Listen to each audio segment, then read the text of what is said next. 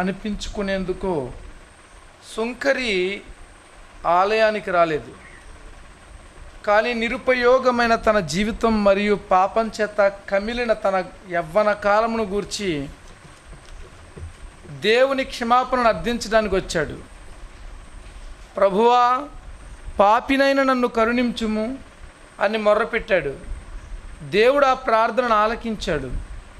సుంకరి తన జీవితం పట్ల పూర్తిగా అసంతృప్తి చెందాడు. తూర్పు దేశ భంగిమలో తన వైపు చూచేవారిని అంతగా లక్ష్య పెట్టక అయ్యో నశించి తిని అన్నట్లుగా రొమ్ము కొట్టుకున్నాడు. అది దుఃఖానికి గుర్తుగా ఉన్నది.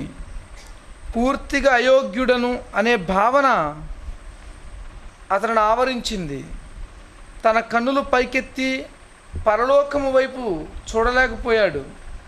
సాధారణంగా కన్నులు పరలోకపు దిశగా సారిస్తూ చేసే ప్రార్థనను విడిచిపెట్టాడు. తల పైకెత్తేందుకు అయోగ్యునని భావించాడు. ఎవరినైతే దుఃఖపెట్టాడో, ఎవరి పరిశుద్ధమైన ఆజ్ఞలనైతే మీరాడో ఆ దేవుని ఎదుట ఉన్నాడని అతనికి తెలుసు. కాబట్టి హృదయం పగిలిపోయిన వాడే దిగాలు పడ్డాడు. ఎన్నోసార్లు లోతైన వర్తమానం వినిన తర్వాత అనేక మంది స్త్రీ పురుషులు కూటమి నుండి బయటికి వెళ్ళి ఉద్దేశపూర్వకంగానే తమకు కాదన్నట్లుగా వెళ్ళి ఉదాసీన వైఖరి నగపరుస్తారు, లేదా నవ్వులాటలా మరియు చాలా తేలికగా తీసుకుంటున్నట్లు కనబడతారు. బహుశా వారు మేము దేవదూతలం, ఏ పాపము ఎరుగని వారము అని అనుకుంటున్నారేమో. వారికే గనుక నిజాయితీ గల మనస్థితి ఉంటే, అలవాటు నిద్ర నుండి వారి మనస్సాక్షి మేలుకొల్పబడినట్లయితే అప్పుడు మాత్రమే వారి హృదయ పరిస్థితిని ఎక్స్రే తీసే దేవుని వాక్యమును బట్టి తప్పక పశ్చాత్తాపడతారు. ఈ సుంకరి ప్రార్థనలోని తొలిమెట్టును మనకు నేర్పుతున్నాడు. ఏ మానవుని హృదయం నుండి అయినా దేవుని దగ్గరికి వెళ్ళే మొదటి ప్రార్థన అతడు నేర్పుతున్నాడు. ప్రభువా, పాపినైన నన్ను కరుణించుము అనేది ఆ ప్రార్థన. చూడండి, ఒక్కసారి ఏం జరిగిందంటే, తన మంత్ర ప్రయోగాలను మరియు పాపాలను లోతుగా హృదయ వేదనతో ఒప్పుకుంటున్న ఒక వ్యక్తిని కలుసుకున్నాను. కన్నీళ్ల మధ్య, మూల్గుల మధ్య పాపి అనే మాట నాకు సరిపోదు, అది నాకు వర్తించనంత చిన్న మాట అన్నాడు ఆ వ్యక్తి. దేవుడు అతని ప్రార్థనను విని అతన్ని క్షమించాడు. నేడు దేవుడు అతనిని దయ్యాలను వెళ్ళగొట్టేందుకు, అనారోగ్యం గల వారిని స్వస్థపరిచేందుకు, అనేక మందిని యేసు వైపుకు త్రిప్పేందుకు వాడుకుంటున్నాడు. ప్రభు అయిన యేసు ఈ సుంకరి పాపాలు క్షమించబడి ఇంటికి వెళ్ళాడని చెప్పారు. నీ ప్రార్థన కూడా సుంకరి ప్రార్థన వలె వ్యక్తిగతమైనదిగాను, యథార్థమైనదిగాను, హృదయపూర్వకమైనదిగాను ఉండనిమ్ము. ప్రభువా, పాపినైన నన్ను కరుణింపుము అని దేవునికి మొర్రపెట్టుము. దేవుడు నీ ప్రార్థనను కూడా ఆలకించి నిన్ను క్షమిస్తాడు.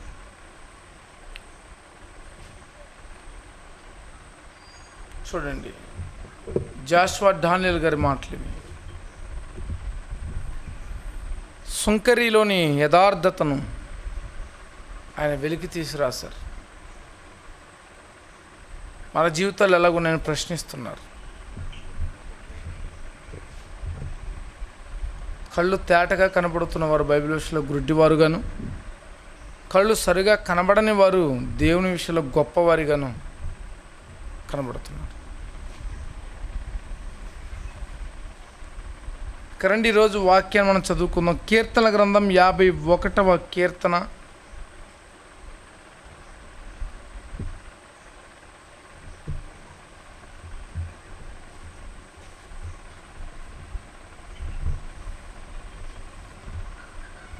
51వ కీర్తన 18వ వచనం చదువుకుందాం. నీ కటాక్షము చొప్పున సియోనుకు మేలు చేయుము, యెరూషలేము యొక్క గోడలను కట్టించుము. నీ కటాక్షము చొప్పున, దేవుని కటాక్షము చొప్పున సియోనుకు మేలు చేయము, యెరూషలేము యొక్క గోడలను కట్టించమని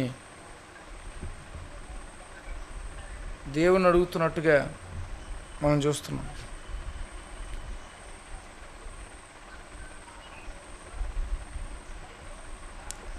సలహాదారులు కూడా దావీదు గారికి ఉన్నప్పటికీ ఇందు విషయమై పశ్చాత్తాపడమే ఏకైక మార్గంగా ఎన్నుకున్నాడు ఆయన.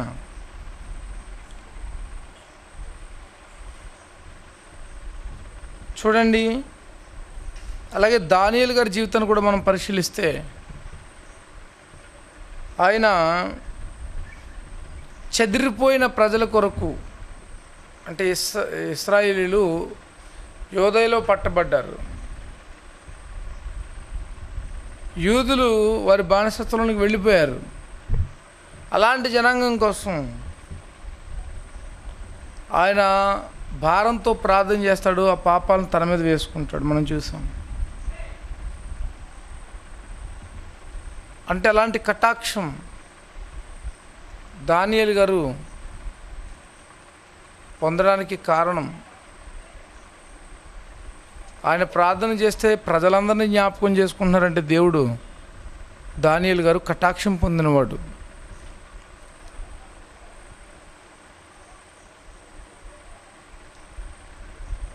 ఎలా పొందగలిగాడు ఆ కటాక్షాన్ని, ఎప్పుడు పొందగలిగాడు, అది మనం చూడగలిగితే మొదటిలో సమస్య ఎదురైనప్పుడే దానియేలు గారు తన స్నేహితులతో ప్రార్థన చేస్తారు.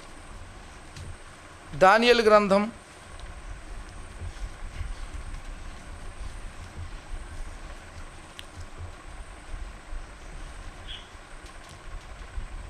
2వ అధ్యాయము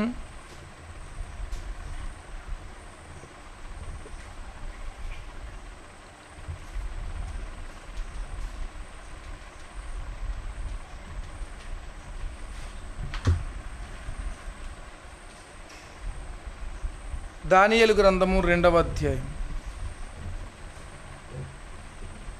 17వ వచనం. అప్పుడు దానియేలు తన ఇంటికి పోయి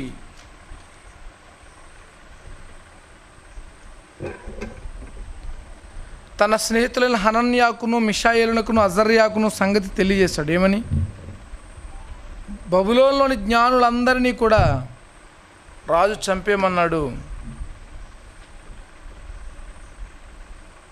ఇదిగో మన మీద కూడా కత్తి రాబోతుంది అని చెప్తున్నారు. అప్పుడు దానియేలు ఇంటికి వెళ్ళిపోయాడు, తన స్నేహితులైన హనన్యాకు, మిషాయేలుకు, అజర్యాకు సంగతి తెలియజేశాడు. తానును తన స్నేహితులను బబులోనులో తక్కిన జ్ఞానులతో కూడా నశింపకుండానట్లు రాజుగారికి వచ్చిన కల యొక్క మర్మ విషయంలో పరలోకముందున్న దేవుని వలన కటాక్షం పొందు నిమిత్తమై ఆయనను వేడుకొనుడని వారిని హెచ్చరించెను. అంతటా రాత్రి యందు దర్శనము చేత ఆ మర్మము దానియేలునకు బయలుపరచబడను గనుక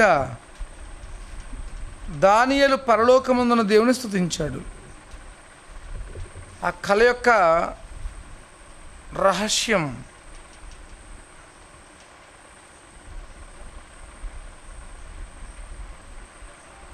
ఇక్కడ చూడండి, ఒక పదాన్ని మనం గుర్తు చేసుకుందాం.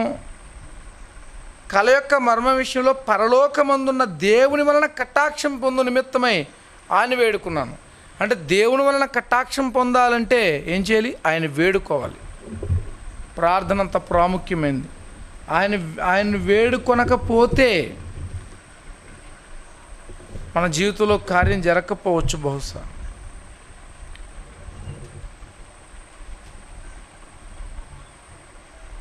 చెరకు వెళ్ళిపోయిన వారిని తిరిగి తమ స్వదేశానికి నడిపించగలిగిన ప్రార్థన చేసిన దానియేలు ఒక అధికారి అండి. ఆయన దేవునికి తప్ప వేరెవ్వరికి మొక్కడు.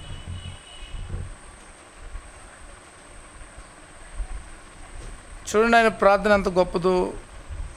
కీర్తనల గ్రంథం 85వ కీర్తన 1వ వచనం కూడా చూద్దామా?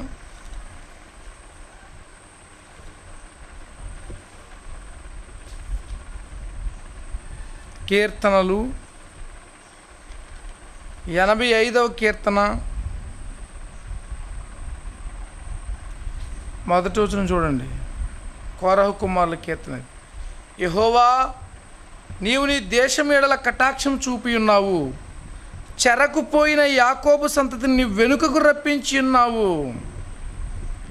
దానియేలు గారు చేస్తున్న ప్రార్థన నెరవేర్పుగా ఉందన్నట్టుగా ఈ మాట ఉంది. యెహోవా, నీవు నీ దేశం ఎడల కటాక్షం చూపి ఉన్నావు, చెరకుపోయిన యాకోబు సంతతిని నీ వెనుకకు రప్పించి ఉన్నావు.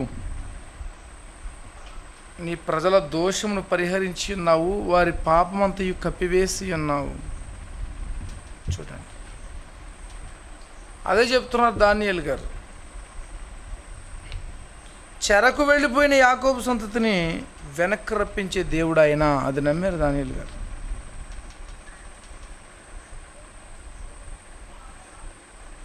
గోడ మీద వ్రాయబడిన వ్రాత తర్వాత బెల్షస్సర్ చనిపోతాడు.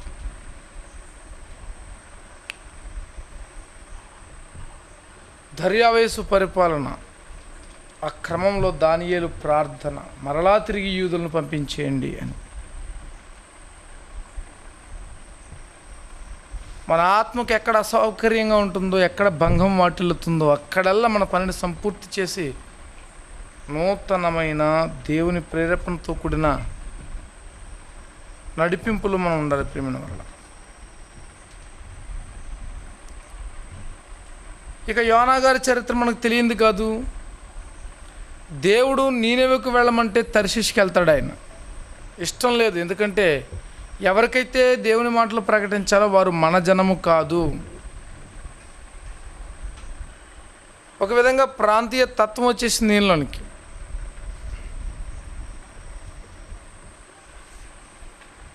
చివరికి దేవుని మాట కాదనలేక వచ్చి ప్రకటిస్తాడు. అల్లంత దూరాన కొండపైన తలవాల్చుకుని నిద్రపోతుంటే అంటే వేడిమికి దేవుడు చూసి జాలిపడి అతని కొరకు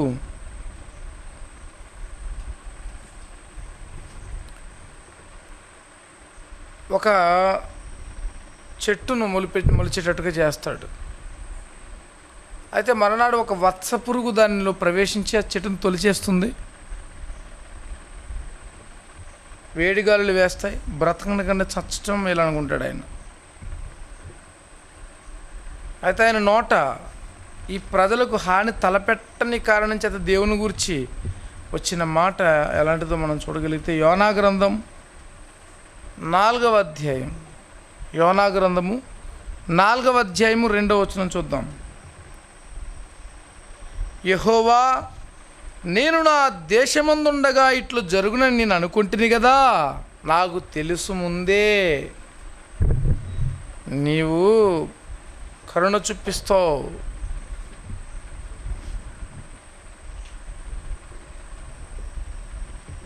యెహోవా, నేను నా దేశమందుండగా ఇట్లు జరుగునని నేను అనుకుంటుని కదా, అందువలననే నీవు కటాక్షమును జాలియును బహుశాంతమును అత్యంత కృపగల దేవుడువై ఉండి పశ్చాత్తాపడి కీడు చేయక మానుదువని నేను తెలుసుకుని దానికి ముందుగానే తర్షీషుకు పారిపోతుని. ఇక నేనిక బ్రతుకుడు కంటే చచ్చుట మేలు. యెహోవా, నన్ను ఇక బ్రతకనివ్వకము, చంపము అని మనవి చేస్తున్నాడట. ఎందుకు? నేను ప్రకటించనన్నాను, నేను వెళ్ళిపోతున్నాను, తర్షీషును తీసుకొచ్చావు. ఒక రోజంతా ప్రకటించాను, మిగతా రోజులు నేను ప్రకటించలేదు, ఇక నాకు ఇష్టం లేదు వీళ్ళు మారటం అన్నట్టు చూస్తున్నాడు యోనా గారు.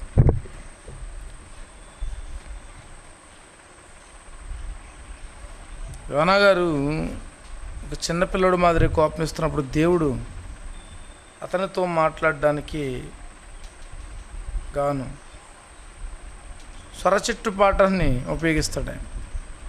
సొరచెట్టు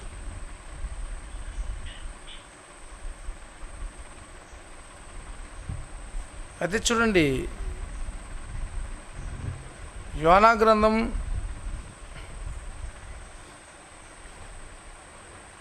ఎంత కటాక్షం గల దేవుడు, పారిపోతున్నాడు అందుకేనట.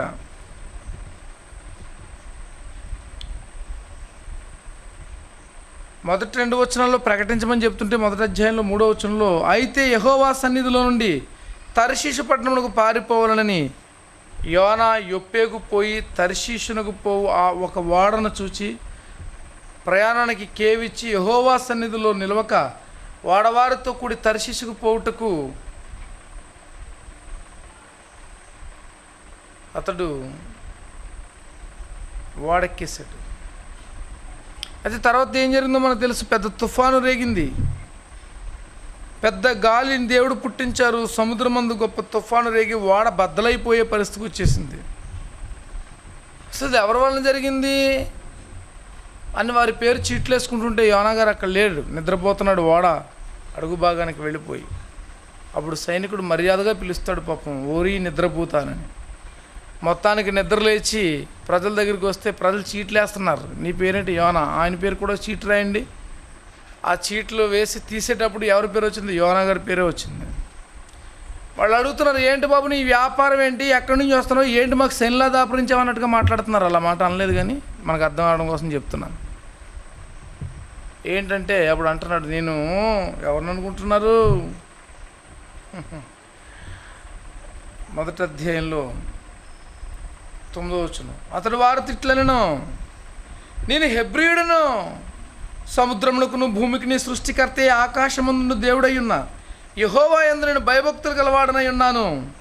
తాను యెహోవా సన్నిధిలో నుండి పారిపోవచ్చున్నట్టు అతడు ఆ మనుషులకు తెలియజేసి ఉండెను కనుక వారు ఆ సంగతి తెలుసుకుని మరింత భయపడి, నీవు చేసిన పని ఏమి అని అడుగుతున్నారు. ఏంటయ్యా బాబు, ఎందుకు చేసావయ్యా బాబు అలాగా, ఆయన చెప్పిన చోటుకే వెళ్ళవచ్చు కదా, మా ప్రాణాలు తీయడానికి మా వాడికి అన్నట్టు మాట్లాడుతున్నారు వాళ్ళు.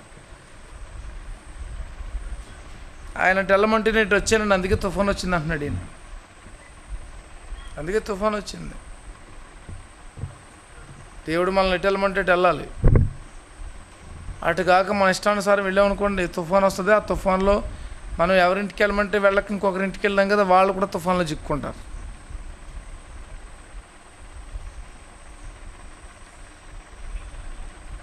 యెహోవా యందు నేను భయభక్తులు గలవాడనై ఉన్నాను. తాను యెహోవా సన్నిధిలో నుండి పారిపోవచ్చున్నట్టు అతను మనుషులకు తెలియజేసి ఉండెను గనుక వారు ఆ సంగతి తెలుసుకుని మరింత భయపడి, నీవు చేసిన పని ఏంటని అడుగుతున్నారు. అప్పుడు వారు, సముద్రం పొంగుచున్నది, తుఫాను అధికమొగుచున్నది, సముద్రం మా మీదకి రాకుండా నిమ్మలించినట్లు మేము నీకేం చేయాలి అని అడుగుతున్నారు. ఏం చేయమంటావయ్యా బాబు, మొత్తానికి మా ప్రాణాలన్నీ పోయేటట్టున్నాయి అని అడుగుతున్నారు. అప్పుడు ఆయన అన్నాడు, యోనా గారు, మీరు చేయాల్సిందల్లా ఒకటే, నన్ను బట్టి అయి గొప్ప తుఫాను మీ మీదకి వచ్చానని నాకు తెలిసి ఉన్నది, నన్ను ఎత్తి సముద్రంలో పడేయండి, అప్పుడు సముద్రం మీ మీదకి రాకుండా నిమ్మలించును అంటున్నాడు. చూడండి వీళ్ళంతా ఎంత శ్రమలో చిక్కుకున్నారండి పాపం. అప్పుడు వాళ్ళు ఆయన్ని సముద్రంలో పడేయరు. వారు వాడను దరికి తెచ్చుటకు తెడ్లను బహు బలముగా వేసిరి కానీ తమకు ఎదురై తుఫాను బలము చేత సముద్రం పొంగియుట వలన వారి ప్రయత్నం వ్యర్థమైపోయింది, ప్రాణం మీదకి వచ్చేసింది. మీకా గ్రంథంలో ఒక మాట ఉంటుంది, అది కూడా చూద్దారండి. మీకా గ్రంథం 1వ అధ్యాయం. ఈ సందర్భానికి తగింది కాకపోయినా అక్కడ సందర్భం కూడా ఇలాంటిదే.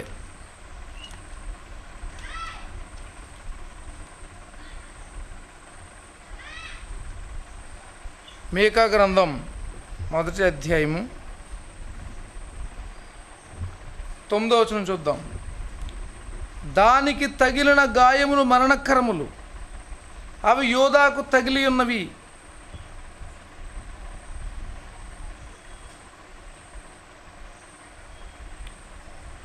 నా జనుల గుమ్మముల వరకు యెరూషలేము వరకు అవి వచ్చి ఉన్నవి.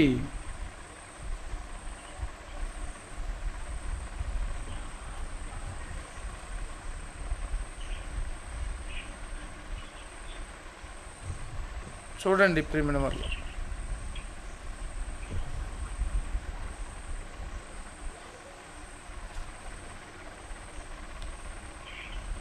ఇక్కడ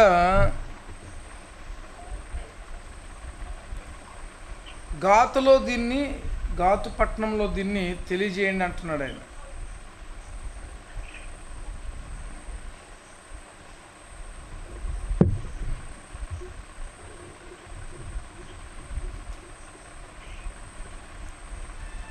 క్షమించండి, మీకా కాదు, మలాకి 1:9 చూద్దాం.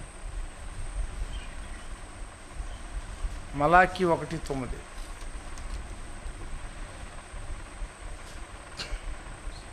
అక్కడ పరిస్థితి కూడా అలానే ఉంది. ప్రజలు దేవుని నిర్లక్ష్య పెడుతున్నారు.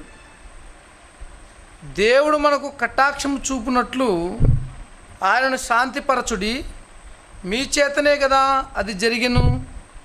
ఆయన మిమ్మును బట్టి ఎవరినైనా అంగీకరించునా అని సైన్యములకు అధిపతియగు యెహోవా అడుగుచున్నాడు. చూడండి ఆ పదాన్ని, ఆయన మిమ్మును బట్టి ఎవరినైనా అంగీకరించునా. ఇప్పుడు రండి యోనా గ్రంథంలోనికి. మళ్ళా వాళ్ళు చూడండి, మొదటి అధ్యాయంలో 13వ వచనం. వారు ఓడను దరికి తెచ్చుటకు తెడ్లను బహు బలంగా వేసిరి, కానీ తమకు ఎదురై తుఫాను బలము చేత సముద్రం పొంగిట వలన వారి ప్రయత్నం వ్యర్థమైపోయింది. అంటే ప్రభు వీళ్ళని అంగీకరించట్లేదు. ముందు వీళ్ళకి యోనా గారికి దేవునికి మధ్య ఉన్న ఈ సందర్భానికి ఎలాంటి సంబంధం లేదు.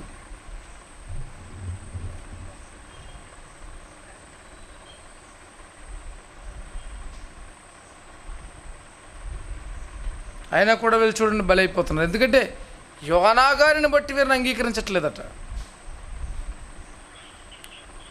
యోనా గారు లేకపోతే క్షేమంగానే వెళ్ళిపోతారండి వీళ్ళు. ఎక్కడికి? తర్షీష్కి. కానీ ఎందుకు మధ్యలో తుఫాన్ వచ్చింది? ఆ ప్రజలందరి మీదకి. దేవుడు అంటే తెలియదు వాళ్ళకి. ఎందుకు వచ్చిందంటే యోనా గారిని బట్టే. నిన్ను బట్టి అంగీకరించాలట ఎవరైనా సరే. నాకు అనిపించింది ఈ మాటను బట్టి, నేను కనుక ఈ ప్రాంతంలో లేకపోతే ఇంకా చాలామంది ఎప్పటికీ దేవుళ్ళకి వద్దురండి. ఏమండి మీరు ఏమన్నా అడ్డమయ్యారంటే అడ్డంగానే ఉన్నాను. మరి ఇప్పుడు ఎవరినైనా అంగీకరించాలంటే నన్ను బట్టి అంగీకరించాలి. ఇప్పుడు దేవుడు మిమ్మల్ని బట్టి ఎవరిని అంగీకరించాలంటాడు ఆయన.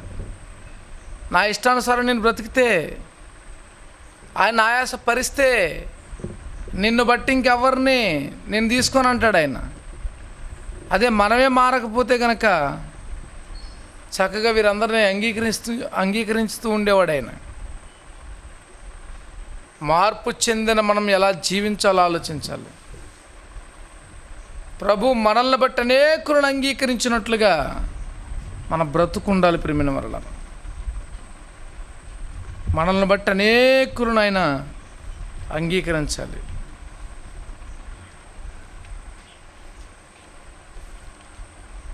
ఎందుకంటే ఈరోజు దేవుడు అనేకులను అంగీకరించలేకపోవడానికి కారణం ఒక విధంగా చెప్పాలంటే నమ్మిన మనమే అవుతున్నాం.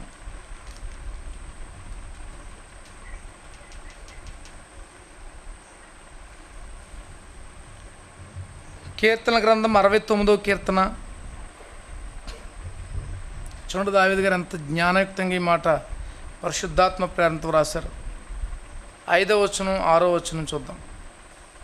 69వ కీర్తన 5:6. దేవా, నా బుద్ధిహీనత నీకు తెలిసే ఉన్నది, నా అపరాధములు నీకు మరుగైనవి కావు. ప్రభువా, సైన్యములకు అధిపతివగు యెహోవా, నీ కొరకు కనిపెట్టుకుని వారికి నా వలన సిగ్గు కలుగనీయకుము. చూడండి, నీ కొరకు కనిపెట్టుకుని వారికి నా వలన సిగ్గు కలుగనీయకుము. ఇశ్రాయేలు దేవా, నిన్ను వెదుకువారిని నా వలన అవమానం పొందనీయకము. నిన్ను వెదుకువారిని నా వలన అవమానం పొందనీయకము. ఆశతో దేవుని యొద్దకు వచ్చిన వారు నమ్మిన మనలను బట్టి, నన్ను బట్టి వారు సిగ్గు కలగకూడదు, వారికి అవమానం కలగకూడదు, వారికి నన్ను బట్టి కలగకూడదు. చూడండి, అలాంటి భక్తి జీవితాన్ని మనం చేయాలి. లేకపోతేనట మలాకి గ్రంథంలో చెప్పినట్టుగా మిమ్మల్ని బట్టి ఎవరిని అంగీకరించనంటాడు ఆయన.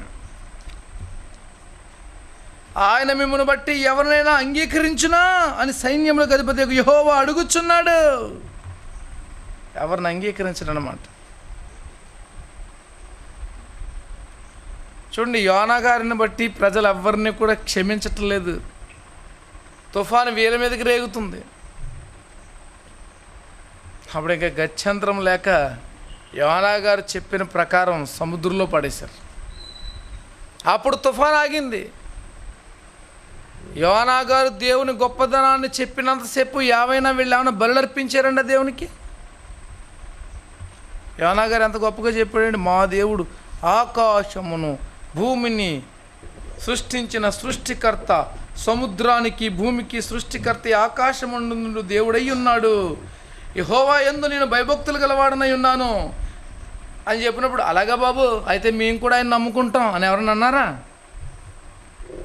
అంత గొప్పడండి మీ దేవుడు.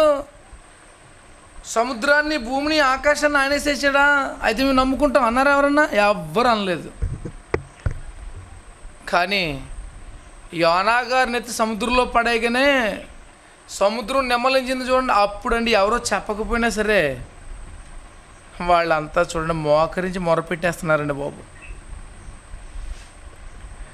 15వ వచనం, యోనాను ఎత్తి సముద్రంలో పడవేసిరి, పడవేయగానే సముద్రం పొంగకుండా ఆగెను.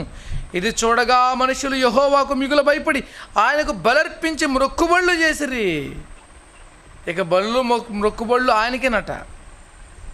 ఎందుకని? ఇలా పడేస్తే అలా ఆగిపోయిందండి సముద్రం. ఎంత గొప్ప దేవుడు, ఎంత కటాక్షం గలవాడు ఆయన. వారికి అర్థమైంది. యోనా గారు చెప్పాడు అదే 4వ అధ్యాయం 2వ వచనంలో ఏమని, ఆహా నువ్వు కటాక్షం గల దేవుడువు, అత్యంత కృపగల దేవుడు అయ్యుండి పశ్చాత్తాపడి కీడు చేయడం మానేస్తావు నాకు తెలుసు, అందుకే దర్శించుకు వెళ్ళిపోయాను అంటున్నాడు.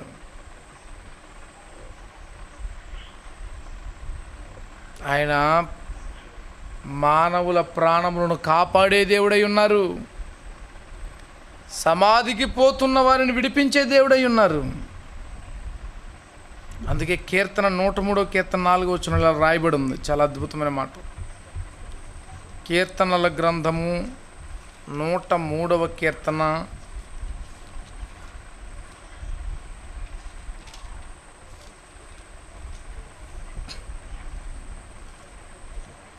103వ కీర్తన 4వ వచనం, సమాధిలో నుండి నీ ప్రాణమును విమోచించుచున్నాడు, కరుణా కటాక్షములను నీకు కిరీటముగా ఉంచుచున్నాడు. కరుణా కటాక్షములను నీకు కిరీటముగా ఉంచుచున్నాడు. కరుణా కటాక్షం నీ కిరీటం అట. అంటే ఎల్లప్పుడూ నేను కాపాడుతూనే ఉంటాడన్నమాట ఆయన. సమాధిలో నుండి నీ ప్రాణమును విమోచించుచున్నాడు. అది దేవుడు చేసిన గొప్ప ఉపకారం. సమాధిలో నుండి నా ప్రాణమును విమోచించుచున్నాడు శ్రీయేసుడు. సమాధిలో నుండి నా ప్రాణమును విమోచించుచున్నాడు శ్రీయేసుడు. కరుణా కటాక్షములను నాకు కిరీటముగా ధరింపజేసెను ప్రభుయేసుడు. కరుణా కటాక్షములను నాకు కిరీటముగా ధరింపజేసెను ప్రభుయేసుడు. నా ప్రాణమా, నా అంతరంగమా, నాలో ఉన్న నా సమస్తమా, నా ప్రాణమా, నా అంతరంగమా, నాలో ఉన్న నా సమస్తమా, యెహోవా చేసిన ఉపకారములలో దేనిని మరువక కొనియాడుమా. యెహోవా చేసిన ఉపకారములలో దేనిని మరువక కొనియాడుమా. నా ప్రాణమా, నా అంతరంగమా, నాలో ఉన్న నా సమస్తమా. చూడండి ప్రియమైన వారలారా, సమాధిలో నుండి మన ప్రాణములను విమోచించే దేవుడై ఉన్నాడు. కరుణా కటాక్షమును కిరీటముగా ధరింపచేసే దేవుడు ఆయన. ఎంత గొప్ప మాట. అదే అంటున్నారు దావీదు గారు, నీ కటాక్షము చొప్పున సియోనుకు మేలు చేయుము, యెరూషలేము యొక్క గోడలను కట్టించుము. పడిపోయిన నన్ను నిలబెట్టండి ప్రభువా, ప్రభువా నన్ను మరలా కట్టండి. నీవు నన్ను బాగు చేయటం సియోను పట్టణాన్ని మరలా కట్టడం అన్నట్లుంటుంది, యెరూషలేము గోడలను బాగు చేసినట్లుంటుందయ్యా మొరపెడుతున్నాడు ఆయన. దేవుడు మానవుల మీద తన కటాక్షమును చూపించే దేవుడై ఉన్నారు. కొన్ని సందర్భాలు చూద్దాం బైబిల్ గ్రంథంలో నుంచి. దేవుడు అబ్రహామును కటాక్షించారు ఆయన. ఆదికాండం 18వ అధ్యాయం చూడండి. అబ్రహామును దర్శించడానికి వచ్చారు దేవుడు కటాక్షం ఉంచి. మొదటి వచనం, మరియు మమ్రే దగ్గర ఉన్న సింధూర వనంలో అబ్రహాము ఎండవేళ గుడారపు ద్వారమందు కూర్చుని ఉన్నప్పుడు యెహోవా అతనికి కనబడెను. అతడు కనులెత్తి చూసినప్పుడు 3 మనుషులు అతని ఎదుట నిలవబడి ఉండిరి. అతడు వారిని చూసి గుడారపు వాకిటి నుండి వారిని ఎదుర్కొనుటకు పరిగెత్తి నేల మట్టుకు వంగి, ప్రభువా నీ కటాక్షము నా మీదనున్న ఎడల ఇప్పుడు నీ దాసుని దాటిపోవద్దు, నేను కొంచెం నీళ్లు తెప్పించేదను, దయచేసి కాళ్ళు కడుక్కుని ఈ చెట్టు క్రింద అలసట తీర్చుకుని కొంచెం ఆహారం తెచ్చేదను, మీ ప్రాణములను బలపరుచుకుని తరువాత మీరు వెళ్ళవచ్చును, ఇందు నిమిత్తము కదా అని మీ దాసుని యొద్దకు వచ్చి తిరనను. ఇప్పుడు చూడండి ఎంత మాట అనేసాడంటే, నీ కటాక్షం నా మీదకి వచ్చినట్లయితే నేను చెప్పినట్టు వినాలంటున్నాడు. అప్పుడప్పుడు చూడండి మనం కూడా, ఇక మీరు ఈరోజు వెళ్ళారంటే మా మీద ప్రేమ లేనట్టు అంటారు, ఇక వెళ్ళరు, చుట్టాలు ఉండిపోతారు ఆ రోజు అక్కడ. అలాగే వచ్చింది దేవుడు అండి. అబ్రహాం గారు చూడండి ఏమంటున్నాడు, ఈ ముసలాయన వెళ్ళాట కాలు కడుక్కోవడానికి నీళ్ళు ఇస్తాడట, అప్పుడు దాకా ఉండాలట, కాలు కడుక్కున్న తర్వాత చెట్టు కింద కూర్చోవాలట, మళ్ళీ నేను ఎప్పుడుకో వంట సిద్ధం చేస్తాడట, అప్పుడు పిలుస్తాడట, భోజనం చేయాలట, అప్పుడు వెళ్ళాలట. అప్పుడు దాకా వెళ్తే కుదరదట, వెళితే నా మీద నీ కటాక్షం లేనట్టే. ఇప్పుడు ఉందని ఎలా నిరూపించుకోవాలండి దేవుడు అయినా అబ్రహాం గారి మీద? ఉన్నారంతే. అబ్రహమా నీ మీద నాకు కటాక్షం ఉంది, ఏం చేయమంటావు చెప్పు, భోజనం చేయాలంతేనా, సరే పెట్టి భోజనం చేస్తానంటున్నాడు ఆయన. ఎంత ప్రేమ గల దేవుడు! అబ్రహాం మీద కటాక్షం చూపిన దేవుడు ఆయన. వంట సిద్ధం చేశాడు. వంట రెడీ చేసిన సారమ్మ గారు అబ్రహాం గారి చేతికి ఇచ్చి వడ్డించమని చెప్పింది, వడ్డిస్తున్నాడు ఆయన. లోపల నీ భార్య ఏదంటే లోపల ఉంది భార్య, ఆ మీదటికి సమయం ఉంది. నీ భార్య ఒక కుమారుని ప్రసవిస్తుందయ్యా అనగానే సారమ్మ లోపల ఉన్నట్టుండగా నవ్వేసింది. వెంటనే ఆయన కోపం వచ్చింది. యెహోవాకు అసాధ్యమైంది ఏదైనా ఉన్నదా? మీదటికి నిర్ణయకాలం, నీ కాలం నా నిర్ణయకాలం ముందు నీ వద్దకు తిరిగి వస్తాను, అప్పుడు సారాకు కుమారుడు కలుగును అని మరలా ఆయన గట్టిగా చెప్పగానే, నీ భార్య నవ్వనేలని అడగగానే సారమ్మ భయపడి నేను నవ్వలేదంటుంది. అవును నువ్వు నవ్వితివి అన్నాడు ఆయన. మొత్తానికి చూడండి, ఆ ఇంటికి భోజనానికి వచ్చి ఆ ముసలి తల్లికి గర్భఫలం ఇచ్చాడండి వచ్చే సంవత్సరానికి. ముసలావిడ 90 సంవత్సరాలు, నాకెక్కడ పిల్లలు కలుగుతారు నవ్వుతుంది. వచ్చింది దేవుడు. మీదటికి ఈ కాలం నిర్ణయ కాలమున ఖచ్చితంగా నువ్వు బిడ్డని ప్రసవిస్తావు. జరిగిందా జరగలేదా? జరిగింది. మరలా చూడండి 19వ అధ్యాయానికి వెళితే, ఇది అబ్రహాం గారి మీద దేవుడు చూపిన కటాక్షం కదా. తర్వాత 19వ అధ్యాయానికి వెళితే 19వ అధ్యాయము లోతింటికి వెళతారు. లోతు కూడా ఆ రాత్రి వారింటిలో భోజనం చేయమంటే ఆ రాత్రి అక్కడ ఉంటారు. కానీ వాళ్ళు వెళ్ళిన సందర్భం వేరు, అది ఆయనకి అప్పుడు తెలీదు. ఆ తర్వాత ఆ నాశనంలో నుంచి లోతును తప్పించడానికి చేయబట్టి బయటికి తీసుకొస్తారు. అప్పుడు లోతు గారు ఎలా స్పందిస్తాడో మనం చూద్దాం. ఆయన అంటున్న మాట 19వ అధ్యాయము 18వ వచనం, ఇదిగో నీ కటాక్షము నీ దాసుని మీద వచ్చింది, నా ప్రాణము రక్షించుట వలన నీవు నా ఎడల కనుపరిచిన నీ కృపను గణపరిచితివి. నీ కటాక్షం నా మీదకి వచ్చింది, నా ప్రాణాన్ని కాపాడడానికి వచ్చావయ్యా నువ్వు. నేనేదో భోజనం చేయడానికి వచ్చావు అనుకున్నాను. అబ్రహాం గారు నువ్వేదో భోజనం చేయడానికి వచ్చారనుకున్నాను, నాకు సంతానం ఇవ్వడానికి వచ్చారా? లోతు గారు ఏదో భోజనం చేయడానికి వచ్చారనుకున్నాను, నన్ను ఈ పట్టణం నాశనంలో నుంచి తప్పించడానికి వచ్చారా? ఏమంటున్నాడండి? ఇదిగో నీ కటాక్షం నీ దాసుని మీద వచ్చింది, నా ప్రాణం రక్షించడం వలన నీవు నా ఎడల కనుపరిచిన నీ కృపను గణపరిచితివి, నీ కృపను గణపరిచితివి దేవా. భక్తుల జీవితాల్లో చూడండి దేవుని కటాక్షం ఎలా ఉందో. ఆ తర్వాత కాలంలో యాకోబు గారు లాబాను గారింటికి వెళ్ళి అమ్మాయిని పెళ్లి చేస్తానన్నందున 7 సంవత్సరాలు ఊడిగించేస్తాడండి. ఆ 7 కాస్త 14 అవుతుందిలేండి. అలాంటి పరిస్థితులు, అలాంటి తరుణంలో 14 సంవత్సరాలు ఆయన బాకీ తీర్చేసిన తర్వాత వెళ్ళిపోబోతున్నాడండి. ఈయన వెళ్ళిపోబోతుంటే మామగారు ఆపేస్తున్నాడు. వద్దు వద్దు ఇక్కడే ఉండి అంటున్నాడు. ఇక్కడే ఉంటే ఎలాగయ్యా, మేము ఎలా బ్రతకాలయ్యా బాబు, నా యవ్వన కాలం అంతా నీకు దారపోసేసాను కదా, ఇప్పుడు నా భార్యలకి పిల్లలకి ఏం సంపాదించుకోవాలి, ఏమో అర్థం కావట్లేదు నాకు అంటున్నాడు యాకోబు గారు. అప్పుడు అంటాడు కదా లాబాను గారు, అసలు విషయం ఒకటి చానాల నుంచి దాచి ఇక తప్పదన్నట్టు బయట పెట్టేశాడు. ఏంటి అసలు విషయం చూద్దాం జాగ్రత్తగా.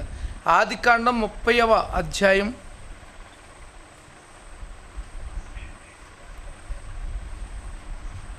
30వ అధ్యాయము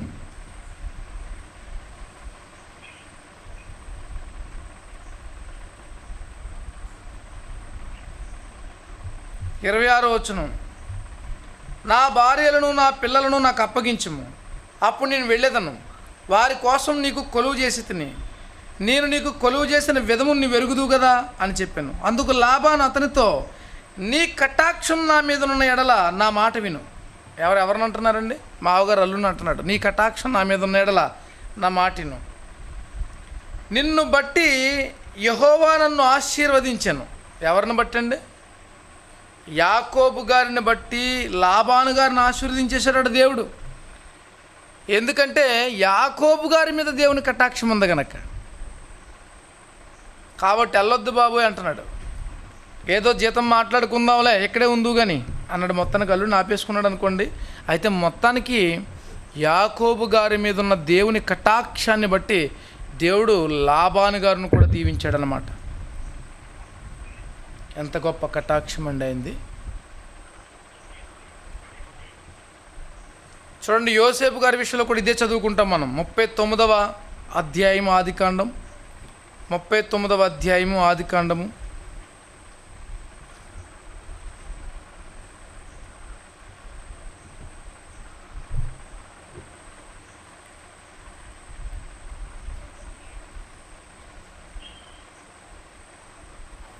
4వ వచనంలో, యోసేపు మీద అతని కటాక్షము కలిగెను గనుక అతని యొద్ద పరిచర్య చేయువాడాయెను, మరియు అతడు తన ఇంటి మీద విచారణకర్తగా అతను నియమించి తనకు కలిగినదంతా అతని చేతికి అప్పగించాడు.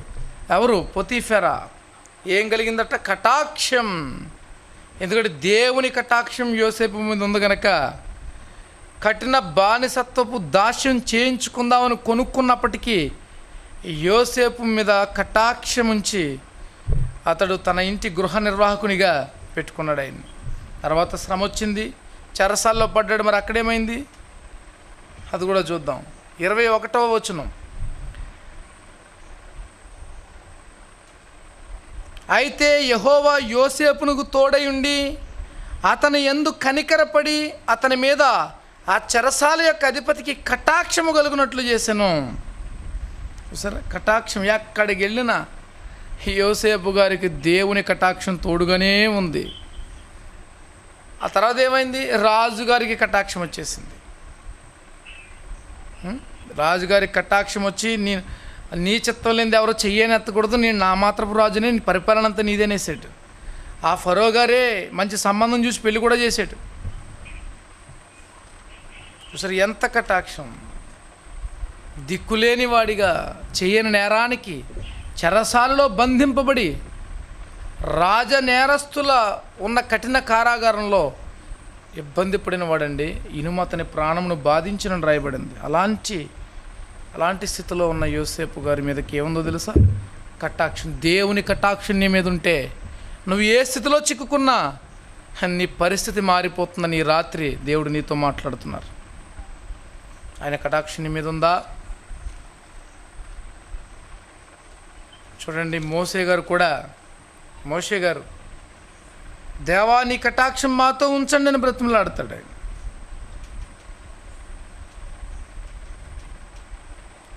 నా కటాక్షం నీకు తోడుగా ఉంది మోషే అన్నప్పుడు మోషే గారు అంటాడు, 33వ అధ్యాయం నిర్గమాకాండం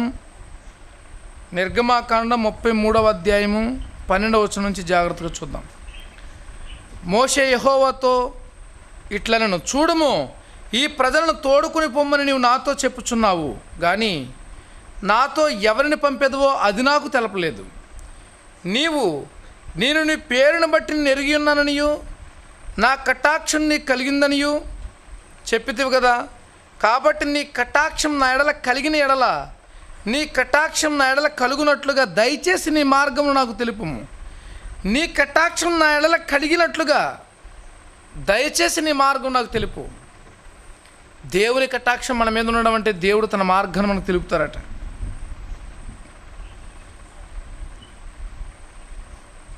అప్పుడు నేను నిన్ను తెలుసుకుందును, చిత్తగించుము, ఈ జనం నీ ప్రజలే కదా అనను. అందుకైనా నా సన్నిధి నీకు తోడుగా వచ్చును, నేను నీకు విశ్రాంతి కలుగజేయుదుననగా, మోషే నీ సన్నిధి రాని ఎడల ఇక్కడి నుంచి మమ్మల్ని తోడుకొని పోకు. ఇక్కడ సందర్భం ఏంటంటే నీకు తోడై ఉంటాను, నీకు కటాక్షం తోడై ఉంటుందంటే మోషే గారు మాకు తోడై ఉండాలి, మాకు నీ కటాక్షం కావాలంటున్నారన్నమాట. అంటే ప్రజలను దేవుడు విస్మరించదలిచారు, ఇక్కడ విడిచిపెట్టాలనుకున్నారు. ఎందుకంటే ప్రజలు తప్పిపోయారు. ఒక్క క్షణమాత్రం వారి మధ్య లేకపోయేసరికి మోషే గారు వారు దూడం చేసేసుకున్నారు. అదే దేవుడు అనుకుంటున్నారు. చూడండి 16వ వచనం, నా ఎడలను నీ ప్రజల ఎడలను నీకు కటాక్షం కలిగిందని దేని వలన తెలియబడును? నీ మీద నా కటాక్షం ఉందంటే నా ఎడల నీ ప్రజల ఎడల అని మోషే గారు మాట్లాడుతున్నారు. నీవు మాతో వచ్చుట వలనే కదా నీ కటాక్షం మా మీద ఉన్నట్టు మాకు తెలుస్తుంది. అట్లు మేము అనగా నీనును నీ ప్రజలను భూమి మీద ఉన్న సమస్త ప్రజల్లో నుండి ప్రత్యేకింపబడదుమని ఆయనతో చెప్పాను. ప్రభువా, నీ కటాక్షం నా మీద ఉంటే నీ కొరకు నేను ప్రత్యేకంగా జీవించగలుగుతానయ్యా. ఈరోజు మనం ఒకవేళ దేవునికి నమ్మకమైన యథార్థమైన వెనక తీయని భక్తి చేయలేకపోతున్నామంటే అర్థం ఏంటో చెప్పమంటారు? ఆయన కటాక్షం మన మీద లేదేమో. ఆయన కటాక్షం మన మీద ఉంటే ఆయన ఆశించిన జీవితాన్ని మనం జీవిస్తాం. ఆయన అనుగ్రహించే దీవెనను మనం పొందుకుంటాం. ఆయన కొరకు యథార్థంగా జీవించగలుగుతాం, అనేకులను మండించగలుగుతాం. ఆయన కటాక్షం మన మీద ఉండాలి. అందుకే దావీదు గారు అంటున్నారు, నీ కటాక్షము చొప్పున నాకు మేలు చేయి, ఈ సియోనుకు మేలు చేయి. నాకు మేలు కలిగితే ఈ పట్టణానికి మేలు జరుగుతుందయ్యా. యెరూషలేము యొక్క గోడలను కట్టించవయ్యా, నా బ్రతుకును మార్చవయ్యా, నీ ఇష్టానుసారంగా నన్ను తీర్చిదిద్దవయ్యా, ఏ పాపం లేనివానిగా నన్ను మార్చేవయ్యా అని బ్రతిమలాడుతున్నాడు. ప్రియమైన వల్ల మరి మన జీవితాలలో ఉన్నాయి, మనం ఎలాంటి ప్రార్థన చేస్తున్నాం? దానియేలు గారు అంటున్నాడు, దేవుని కటాక్షం కొరకు ప్రార్థన చేద్దామని అన్నాడు స్నేహితులతో. మరి నువ్వు నేనేం చేస్తున్నాం? ప్రార్థన చేస్తున్నామా? దేవుని కటాక్షం మన మీద ఉండాలంటే ప్రార్థనా పరులుగా మనం ఉండాలి. ఆ ప్రార్థన చేయకే నిద్ర నుంచి లేచి పాపంలో పడ్డాడు దావీదు గారు పాపంలో పడ్డాడు. కానీ ఇదిగో మరలా ఆయన కటాక్షమును కోరుకుని తన బ్రతుకును మార్చుకుంటున్నాడు. మరి నేను ఆయన కటాక్షాన్ని ఇప్పుడే పొందుకోగలిగితే ప్రార్థన ద్వారా, కనిపెట్టుట ద్వారా మన జీవితాలు ఎంత ధన్యమవుతాయి. అట్టి కృపాభాగ్యమును దేవుడు మనందరికీ అనుగ్రహించునుగాక. ప్రార్థన చేసుకుందాం. సర్వశక్తిమంతుడైన మా కన్న తండ్రి, మా దేవ, మా ప్రభువా, దీనులను కాపాడువాడా, దయ చూపువాడా, కటాక్షము చూపువాడా,